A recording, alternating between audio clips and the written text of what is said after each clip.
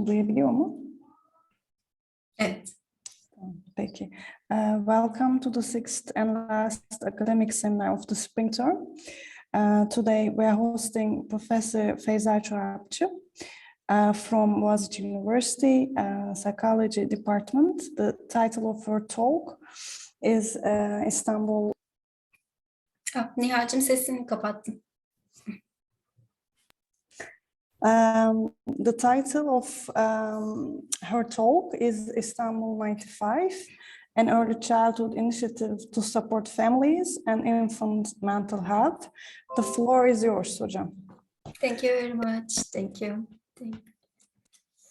So first of all, I would like to thank the organizing committee for inviting me to this seminar. It's a pleasure for me to talk about Istanbul 95, which is an early childhood initiative, and it's also part of the Global Urban 95 program that aims to improve the lives of young children and their families who live in very disadvantaged areas of urban parts. And the name Urban 95 in general, as well as Istanbul 95 in particular, derive its name from the average height of a 3-year-old child, which is 95 centimeters. And the program highlights the importance of looking at the cities from the height of a 3-year-old child, which is 95 centimeters, to better understand the challenges that young children and their families face in urban areas. So today I will be talking about the general Urban 95 initiative, as well as the specific Istanbul 95 initiative that was launched in 2018. Let me actually share, my slides. So my presentation today will consist of 2 parts. In the first part, I will discuss why we should focus on infants as well as on toddlers. And I will discuss the importance of early childhood development and infant mental health in relation to long-term benefits for societies. And I will also highlight the role of early adversity and its negative consequences on early childhood development as well as on infant mental health. And I will highlight the protective role of early intervention programs.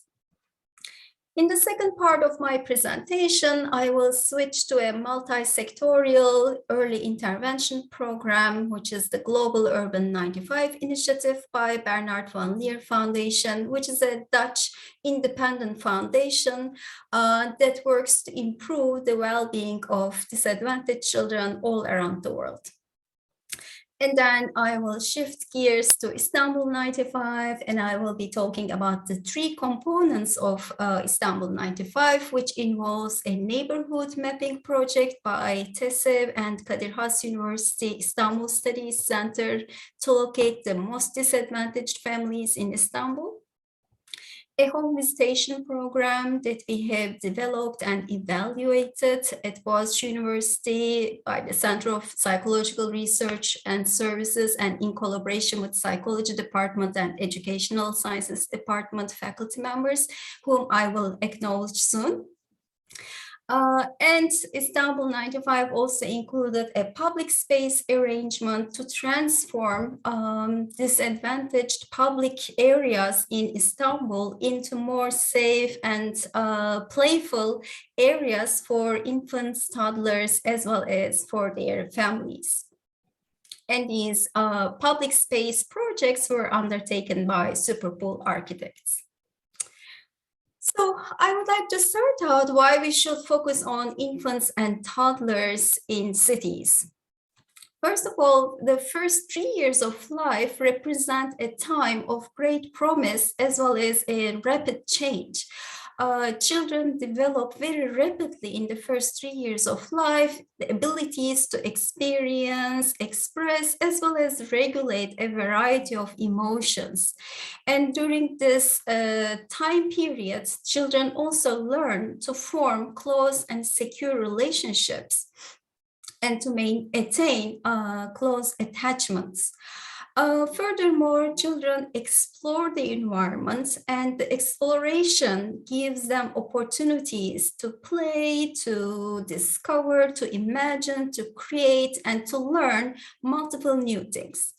And another very important milestone that children attain during the first 3 years of life is the language skills. And children also attain simple problem-solving skills that predict their later learning behavior and school success.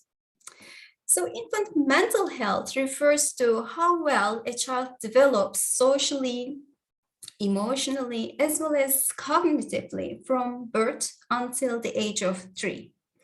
And a growing number of longitudinal research studies in psychology show that these early developmental milestones in emotionality, in social development, as well as in cognitive development, they actually lay the foundation for subsequent socio-emotional well-being, for academic performance, and even economic productivity later in life. So if these early developmental milestones are established effectively, if children have, infant mental health competencies, then they are more likely to grow as children who can actually learn more effectively, who can engage in more effective social interactions, and who also act in a more responsible manner when they grow up and they become more responsible citizens. And therefore, infant mental health actually provides a positive trajectory into a well-functioning and sustainable society. If we can give today opportunities to young children to learn and to thrive, then they can actually give back in the future a much better human capital to the society. And that contributes to a much more sustainable society. We have also learned from the neuroscientific research that these rapid socio-emotional and cognitive changes in the early years are explained by the rapid brain development. Research shows that, especially in the first 3 years of life, every second, approximately 1 million new neural connections are created in the brain. And as a result of these billions of connections in multiple areas of the brain, children actually develop motor skills, they develop sensory skills, language, memory, emotion, and behavioral control skills. So brain development provides the biological foundation for all of these socio-emotional and cognitive changes that occur in a very rapid pace in the first 3 years of life. And we also know from the neuroscientific research that in brain development, each stage sets the scene for the next stage. In other words, first, the more simple neural circuits are formed for more basic skills, such as sensory skills. And then more complex neural circuits are built upon these simple neural circuits in order to enable children to engage in more complex cognitive and executive function skills. So therefore, if the basic stages in brain development do not lay strong foundations, then it's much harder for the complex stages to build on these initial basic stages. And this in return can limit children's future learning capacity and their future adjustment. We also know from neuroscience research that neuroscientists use the term plasticity to refer to the brain's ability to change with experience. And research shows that the brain's ability to change is greatest in the first 3 years of life. In other words, the developing brain of the infants and toddlers is most open to the environmental influences during the first 3 years of life compared to any other developmental periods. But of course, this can be a good news or bad news depending on the quality of the children's environmental experiences. So if infants and toddlers grow up with loving and caring adults who provide them a language-rich environment, who provide them opportunities for play, exploration, for movement, for imagination, then the brain development of the young children flourish under these environmental circumstances.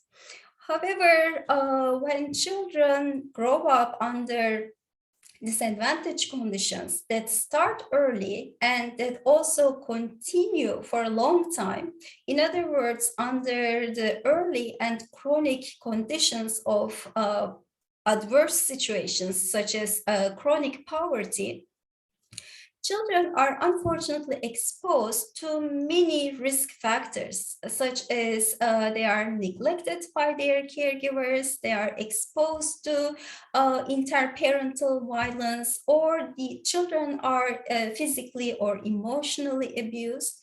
And oftentimes, these children grow up with parents who have multiple mental health problems such as anxiety problems, depression, or even sometimes substance use problems.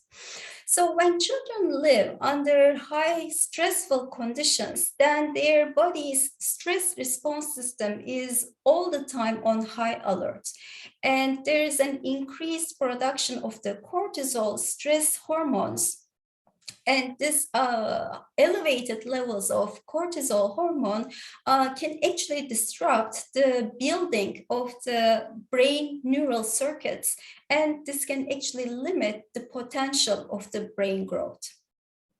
Actually, there is growing evidence that shows that children from impoverished families show actually structural as well as functional differences in their brain regions that are related to emotional development as well as to cognitive development compared to children who live in more typical loving and caring families. Here you see the comparison of two brain scans. This brain scan on the right comes from a child who has been actually neglected for a long time, and the neglect has started early. And the brain scan on the left comes from a normally developing child. And as these children are engaged in a cognitive task, you can see that this typically developing child has very active prefrontal regions that actually contribute to children's ability to plan, to reason, and to engage in problem solving, whereas this neglected child's temporal areas are much less activated. So I have actually one very short video clip that also highlights the importance of the early years for brain development and for the later foundations that the early brain development also provides.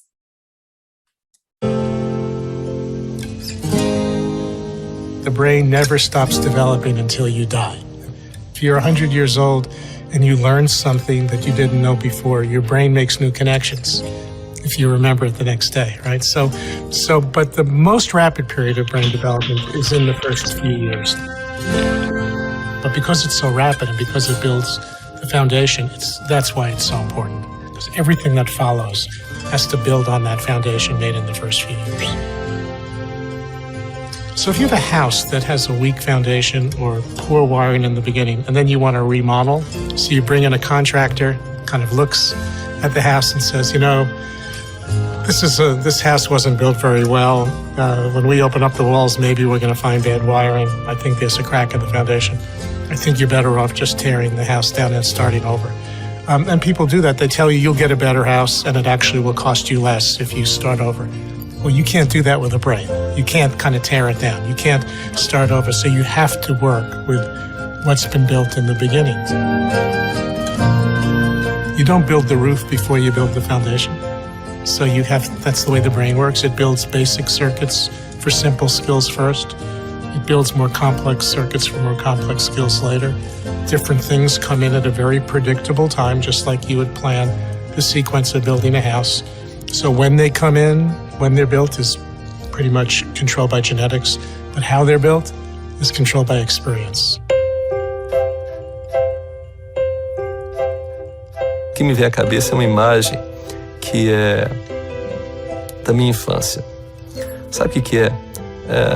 Meu pai tinha uma loja de material de construção. E uma das coisas que a gente vendia muito para os clientes era aquela fita isolante, né? Então, para mim, o que é o afeto? O afeto é a fita isolante das ligações entre os neurônios. Uma vez que você tem a ligação entre os neurônios, vem um afeto e faz com que aquela ligação seja tão forte que ela nunca mais será desfeita.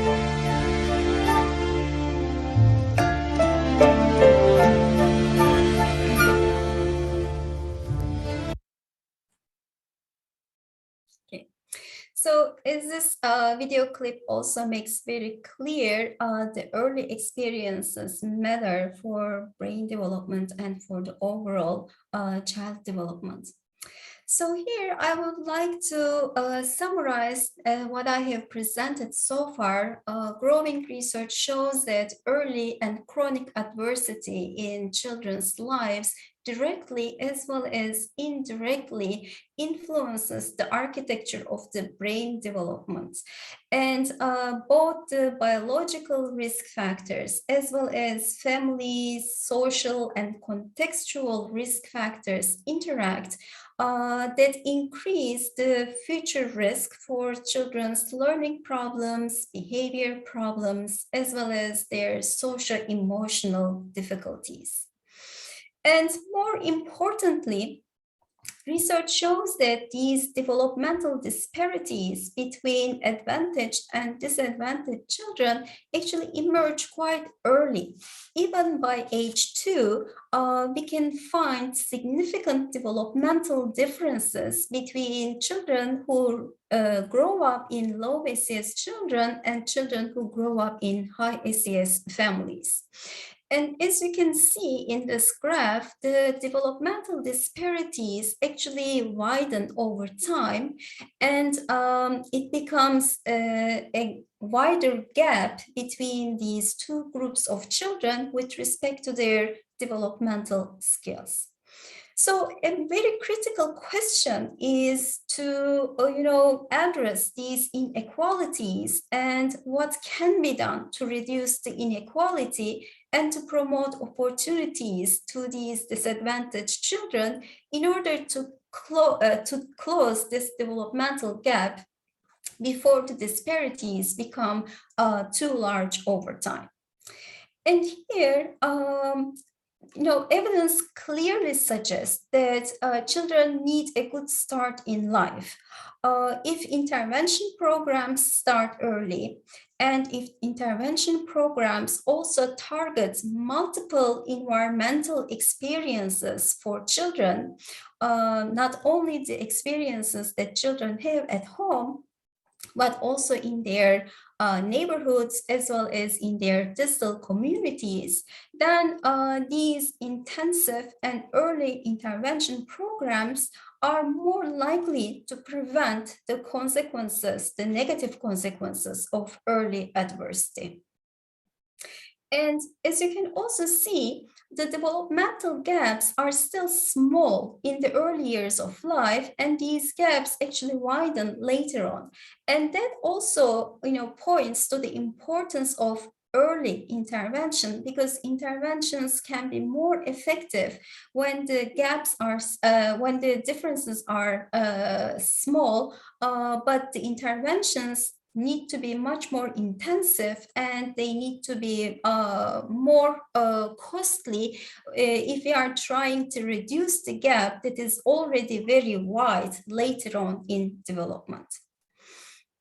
So there is also research that points to certain characteristics of early interventions that really buffer against early adversity. First of all, the effective early interventions are the ones that not only target infants and toddlers, but they also target the adults who care for infants and toddlers. So it's very well known that living in adverse conditions, especially living in chronic impoverished situations, are likely to deplete parental psychological resources, and this is very likely to increase maternal mental health risks such as depression and anxiety, which in return compromises caregivers' parenting capabilities, which children need in order to thrive in the first 3 years of life. So evidence-based intervention programs for disadvantaged families target actually two major issues. First of all, they aim to provide an enriched learning experience for children. But on the other hand, they also aim to increase the caregiving capacity of the parents. And in doing so, evidence-based effective intervention programs do not just have a didactic approach. On the contrary, these intervention programs give an active role to caregivers in the sense that program leaders demonstrate effective parenting skills to caregivers, and caregivers are provided with ample opportunities to practice these skills. And program leaders give feedback to the caregivers so that they can strengthen the parenting capacity of these impoverished caregivers. And research shows that such early and high quality early childhood programs have several benefits for children's cognitive and language outcomes, but also for parenting. Parenting behavior has improved as a result of these high quality early childhood programs.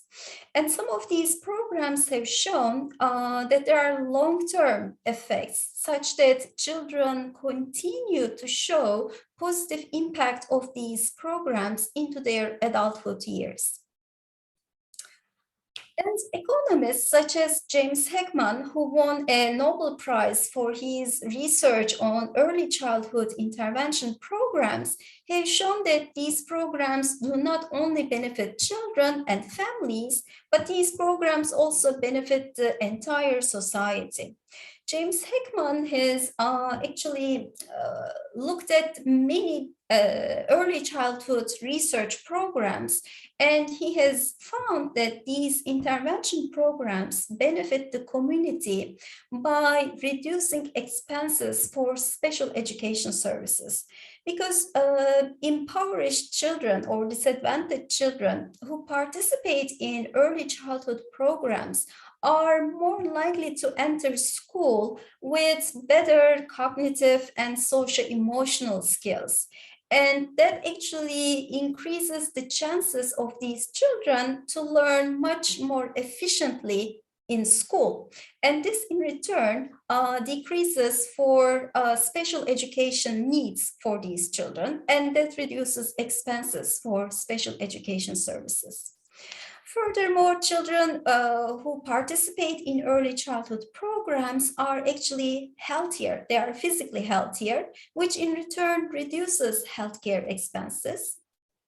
And finally, research evidence also suggests that participants of early childhood programs are more likely to attain high school diploma. They are more likely to attain jobs that provide them higher incomes, which then increases the tax revenues for the states. So all of these factors contribute to the benefits of these programs, and James Heckman has found that for every $1 that policymakers, that program managers invest, the returns in the future can range from $4 to $9. So definitely the benefits exceed the program costs, and more importantly, the investment in education and in developmental programs, especially in the first 5 years of life, produce the greatest returns, the greatest economic returns compared to the other developmental periods in life. Another significant milestone was established actually in 2018 at the end of the G20 meeting in Buenos Aires, when the G20 leaders have actually declared an early childhood development manifesto. In the opening actually paragraph of this declaration, the country leaders have stated the following. They said, we are convinced that early childhood is one of the most significant and influential phases of life, especially the first 1,000 days. It determines the basis for every child's future health, well-being, learning, and earnings potential, and sets the groundwork for young children's emotional security, cultural and personal identity, and for developing competencies, resilience, and adaptability. And this declaration also concluded with a commitment on part of these leaders to fund and support multi-sectoral early childhood development programs, especially in low and middle income countries, with a funding that equals 1% of the gross domestic product of the countries. And that actually brings us to a multi-sectorial early childhood initiative that was started by the Bernard Van Leer Foundation. So as I already stated at the beginning of my talk, Bernard Van Leer Foundation is an independent foundation in the Netherlands, but works worldwide in order to support early childhood development, especially in disadvantaged urban areas. And in 2016, the foundation has started a new initiative entitled Urban 95 because the foundation wanted to draw the attention to the high levels of urbanization all around the world. Currently, more than 1 billion of children live in cities. And unfortunately, these cities do not have a lot of resources to provide the nurturing care that infants and toddlers need in order to thrive. First of all, we all know that the neighborhoods are very dense, very crowded. They don't provide, ample opportunities for children to explore, to play, and to move around. Families have very poor access to parks. Most families, unfortunately, live in high-rise buildings. They live in social isolation. They experience a multitude of stressors. They lack access to affordable services. They are not aware where they can reach these services. And unfortunately, many households lack stimulating environments, and caregivers do not interact with their children that can promote healthy development. So therefore, the Urban 95 initiative focuses on family-friendly urban places. The initiative aims to transform more disadvantaged urban areas into more family-friendly places that are more safe, accessible, comfortable, and stimulating for both infants and toddlers, as well as for their caregivers. There has been a number of Urban 95 initiatives all around the world, for example, in Jordan, in India, in Brazil, Colombia, Peru. And in Turkey, Urban 95 initiative was launched in 2018. And in all of these countries, this initiative actually asks a simple but a very provocative question to policymakers, to urban planners, to social scientists as to what you will change if you look at the city from 95 centimeters in order to improve the well-being of the youngest citizens and their caregivers.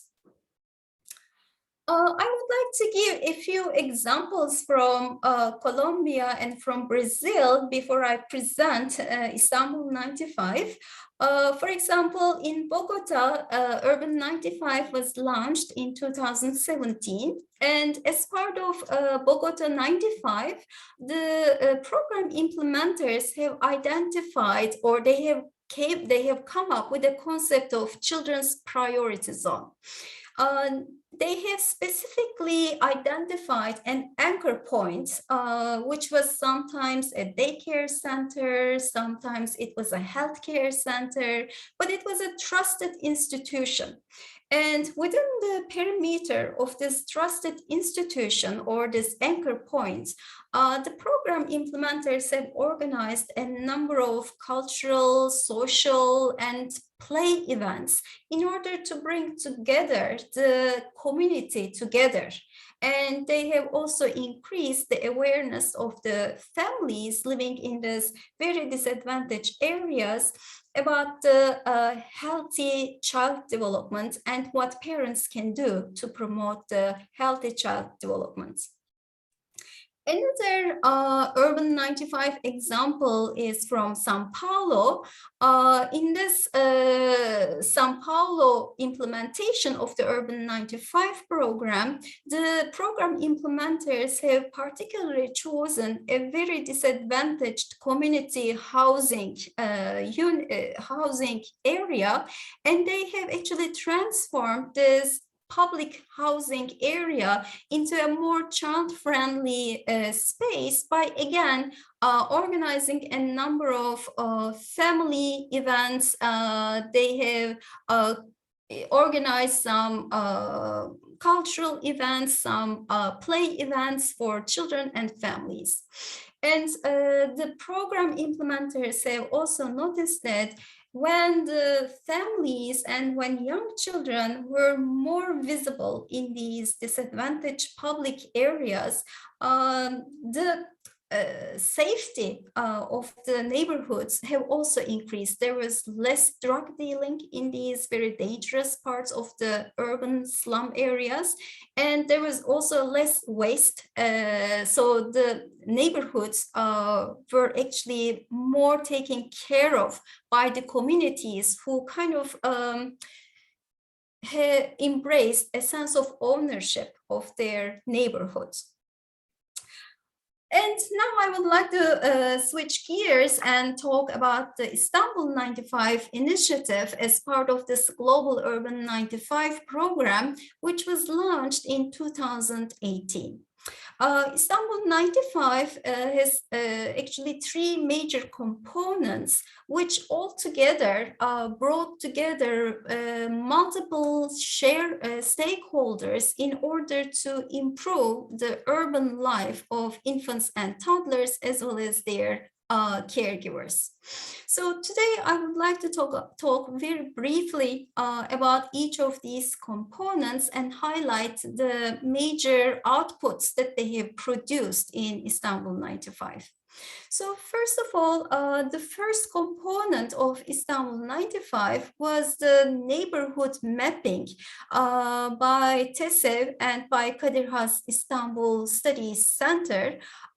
They have actually created district maps for Istanbul, which were color-coded based on the child age grouping and based on the income status of the parents.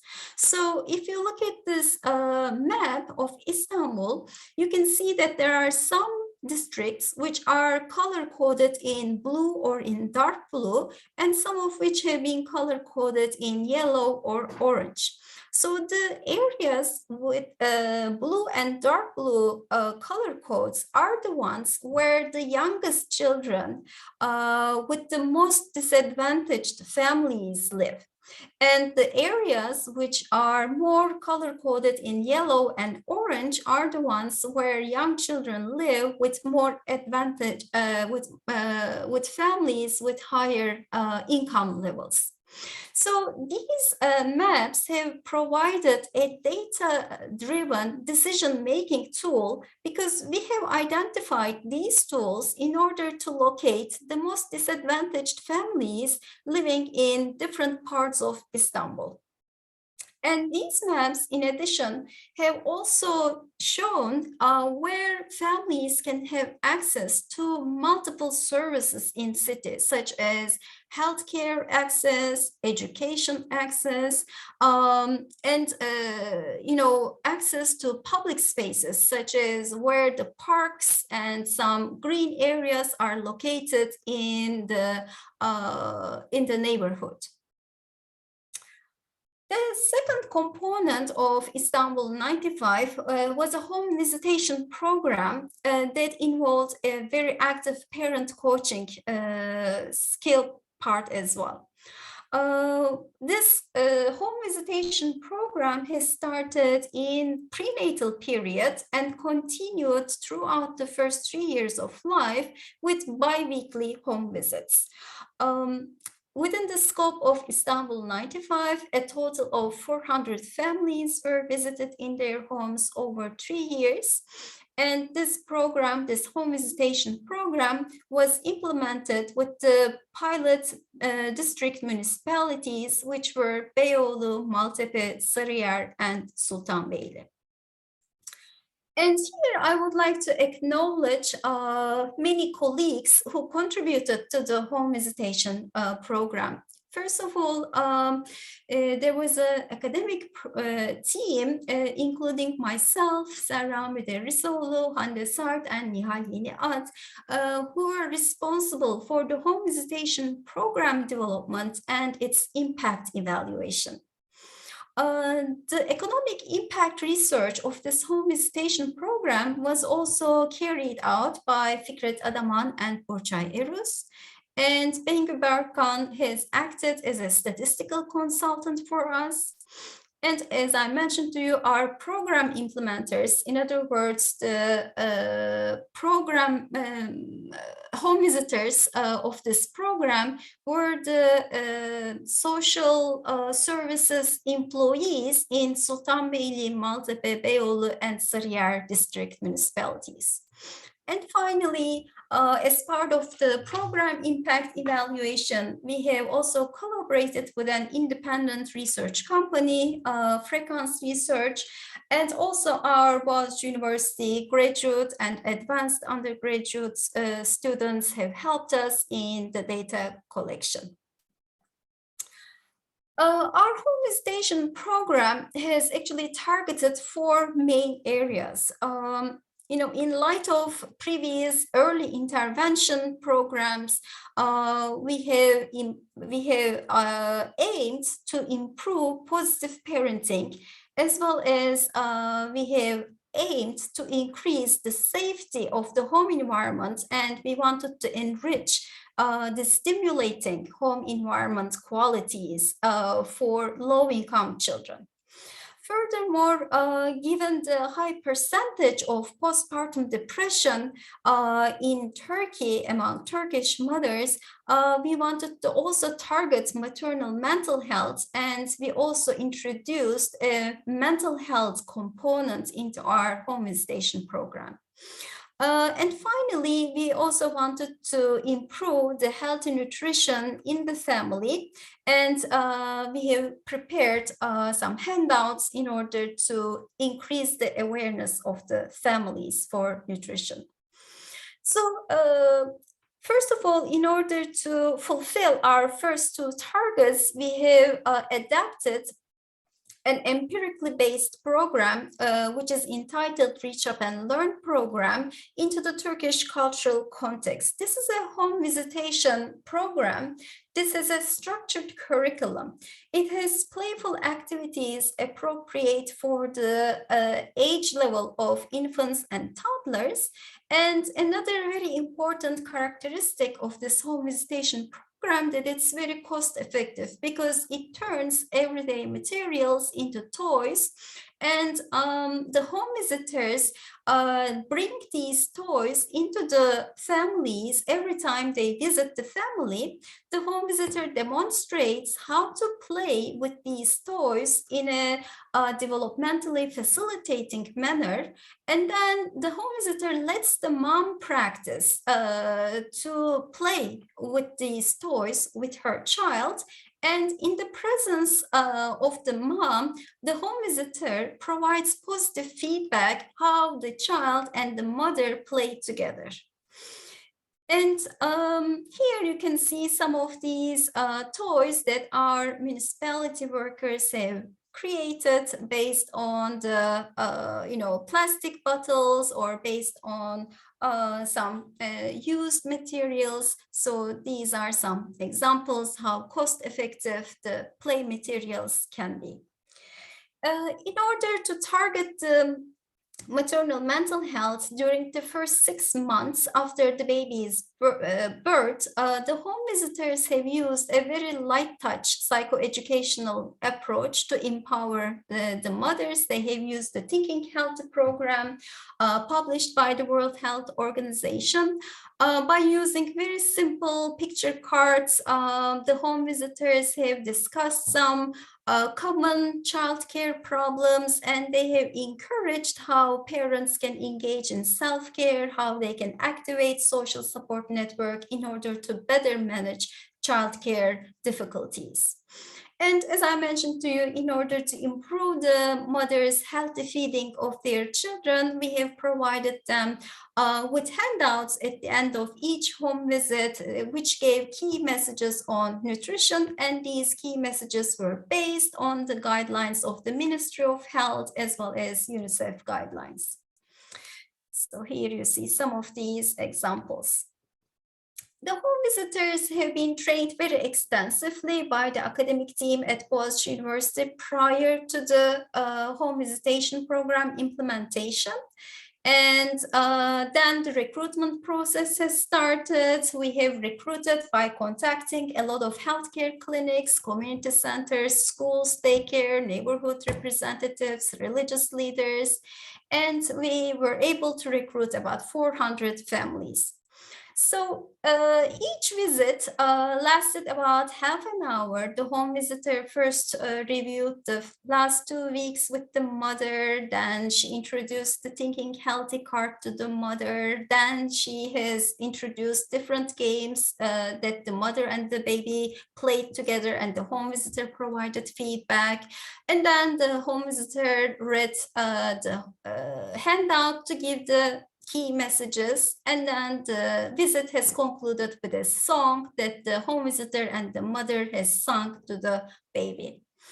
The program impact evaluation has shown significant differences between the intervention and control families in parenting behavior at 9 months, such that those parents who participated in the intervention were more likely to play, praise, sing, and read to their children compared to the control families who did not take part in the home visitation program.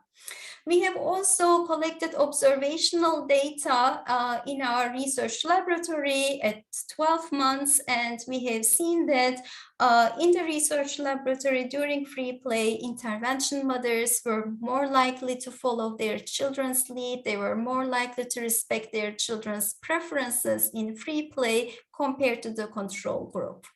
These parenting behavior advantages also were maintained at the end of the 18 months. And we have also seen significant differences between the intervention and control group babies at 9 months and at 12 months. Intervention infants were at advantage for language development and for their overall development. Okay, given the time constraint I have, I would like to also tell you a little bit about the last component of Istanbul 95, which involves transforming public places into more family-friendly urban areas. And here the Studio X Istanbul and the Superpool architects have implemented a number of activities. First of all, the architects have invited the deputy mayors and the managers at the municipalities to go on a stroller walk in the neighborhoods, and the strollers had about 10-kilogram rice bags or flour bags in order to increase the awareness of the deputy mayors and the municipality managers how it feels like to, push a stroller in the main street or in the side streets of these neighborhoods. And another important project that these architects have implemented was to create a design guide to build more age-appropriate or developmentally appropriate playgrounds for very young children. And they have also put these ideas into practice, and they have actually designed very nice parks for Sarıyer, Beyoğlu, Maltepe, and Sultanbeyli that actually provided ample opportunities for young children to move, to explore, to create, to imagine, and to learn. And you can actually see these playgrounds in Sarıyer, in Maltepe, and in Sultanbeyli. And here you can also see another project that was again initiated as part of Istanbul 95, how a dangerous crossing in Maltepe was transformed into a much safer and a playful community area for children and for their families. And finally, Superpool Mimarlık has also collaborated with municipalities to initiate a mobile playground project to transform empty urban areas into mobile playgrounds by bringing very light materials such as cardboards or plastic hula hoops and some balls so that children can actually, again, engage in playful activities, and so that the cities can also provide stimulating and enriching environments for the early childhood development. So in conclusion, I can say that Istanbul 95 has been an exemplary collaboration of district municipalities with universities, with civil society partners, as well as with architects, urban planners. And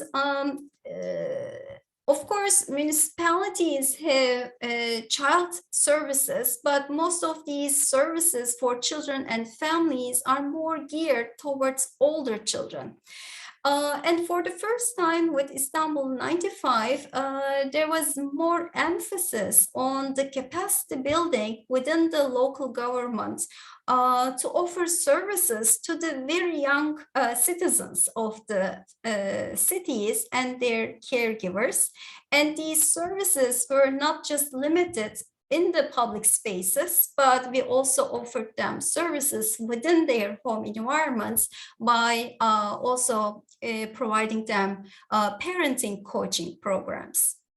We also believe that these programs will be more sustainable because of its implementing body. The municipalities have now learned this program, and with their workers, they are continuing to implement these programs, so the programs are more sustainable. And following the pilot implementation of Istanbul 95, in 2020, Izmir has also joined the Urban 95 initiative, and two other district municipalities, Şişli in Istanbul and Karşıyaka in Izmir, have also joined the Urban 95 initiative. And I'm also very happy to say that our home visitation program is now implemented by Istanbul Metropolitan Municipality through the Family Counseling and Education Centers. There are currently 88 home visitors in Istanbul and 30 home visitors in Izmir, and the program has reached over 3,000 families. And with the initiation of the home visitation program, we have started also planning other early childhood intervention programs, such as center-based mother-infant groups, and also citywide basic messages campaigns in order to increase the awareness for early childhood development. And we wanted to also organize all of these early childhood intervention programs under an early childhood unit. And we have actually established a new early childhood unit under BÜPAM, which is entitled Bebek 95. And again, I would like to acknowledge my dear colleagues, Sarah, Hande, and Nihal in Bebek 95. And we are also greatly indebted to our field coordinator teams who have improved our communication between the municipalities and our academic team. So, and I would like to thank you all for your attention.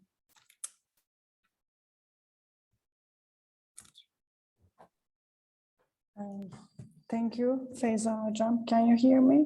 Yes, I can hear you. Yeah. I hope that thanks for this clear presentation and intriguing I hope results. I didn't go over time. I must say that I'm very happy to be a part of this project. I'm sure Hande Sart would also agree with me. Any questions to Professor Feyza Çorapçı? Or comments, perhaps? Emine Hocam? Thank you very much. I'm very happy to hear this wonderful project. I'm especially impressed by the collaboration with municipalities, because that will make things more sustainable. I want to share some memories with you. I think the pioneering work in early childhood intervention started more than 40 years ago. And when I was a master's student, Çiğdem Kağıtçıbaşı, Diane Sunar, and Sevda Bekman started an early intervention project.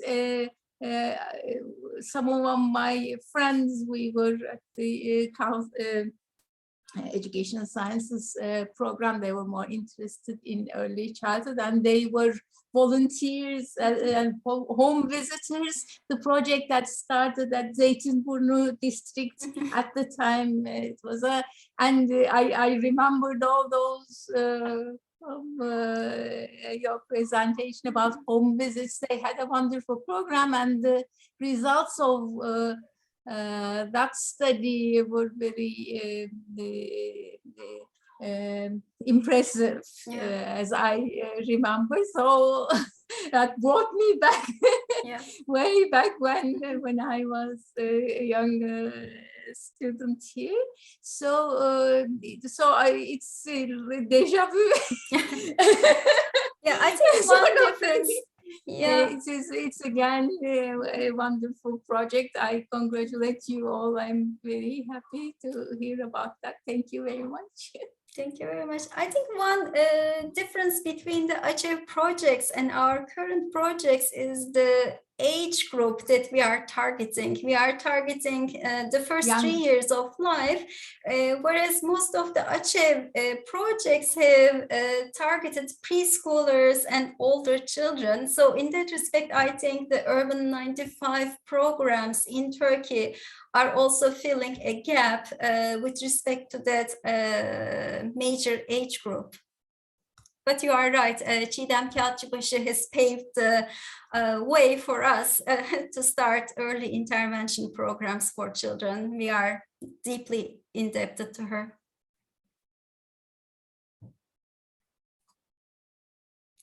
Any other questions or comments?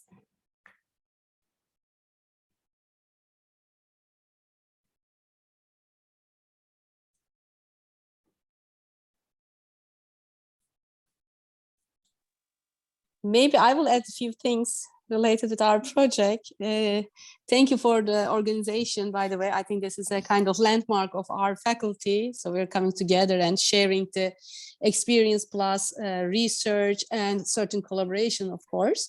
And when Feyza was showing the kind of examples from, Colombia and Brazil, and we made a conference, and the name of our conference was Babies Won't Wait. So we have bebekler beklemez. So I think this is very important. Really, actually. So we will actually, focus on that time, which is very important, related with the starting from the prenatal period, of course, and ending to the age 3, and hoping that when I was hearing again the Heckman studies, hope that we can actually track or trace those kids and their actually attainment in schools, preschool attainment, started maybe with the preschool attainment, because we started in 2017 for our piloting, and now roughly our kids are getting through the age 4, we will say, and I think that will be a time for us to make that kind of, to see whether they were getting through the preschool or not. Thinking that Sultanbeyli, Maltepe, Sarıyer, and the Beyoğlu regions, and they are actually coming from the disadvantaged communities, just because we have the mapping related with that. So that will be something that we should look at that as well. But thank you, Feyza Hocam. It's good to hear you again.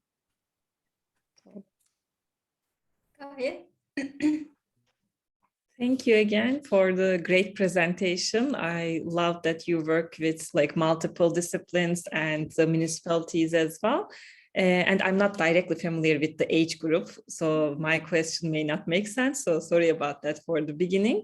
So at first I was wondering how you selected the pilot group actually. Was it like the convenience because they wanted to, the municipality wanted to work with you, or did you select them for a different purpose? That was my first question.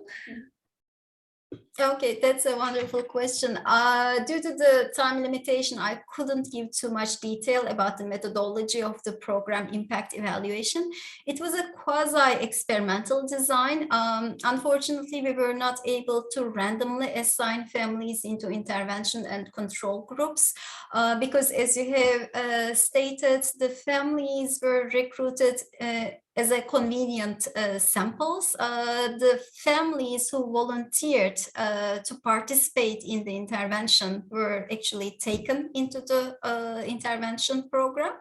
And the control group participants were also recruited by the municipalities, but we have paid close attention that the control families also came from similar neighborhoods, that they had similar socio-demographic backgrounds. And in all of the data analyses, when we compared the intervention and the control families, we have also controlled for any baseline differences that these two groups of families might have. But the recruitment was mainly established through convenience sampling. Okay, thank you. My other question is about the international part of it. So as you are collaborating with other countries, I was wondering, while you are determining the home visit activities, was it almost similar in other countries, or were you considering the cultural differences in these countries as well? For our home visitation program, especially in order to improve the positive parenting, in order to increase the learning opportunities of children at home, we have adapted an evidence-based home visitation program, which was entitled Reach Up and Learn. Reach Up and Learn is has a standardized curriculum. There are play activities for the different age levels of children. Like if children are 2 months, then there are some suggested play activities for 2-month-old children that they can engage with their families, with their caregivers. We have, of course, carefully looked at the content of these games. And the games were pretty much universal, like they were like peekaboo games or things that you stack on top of each other, things that you hide and ask the child to find. So what we have culturally adapted were some of the printed materials. There were a lot of actually visual printed materials that would provide a more language-rich environment to children, such as picture books or picture cards where parents can talk about the pictures with their children. So there we did some cultural adaptations in the sense that we have put more culturally familiar items into those books and they're on these picture cards. And we have also culturally, picked more, popular songs from Turkey rather than using other kinds of songs. But pretty much the games were kind of universal because they were more like geared towards the developmental age-appropriate levels of infants and toddlers. So we didn't change much with respect to the games. We only changed we changed the songs and some of the visually printed material. Thank you very much. I have other questions too, but I don't want to take much time. So thanks again.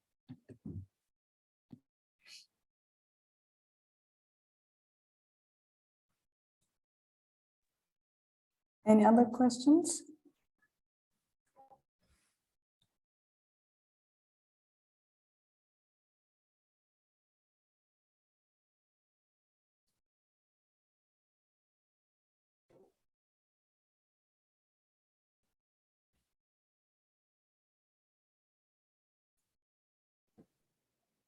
Nihal'cığım, we cannot hear you. So, pardon.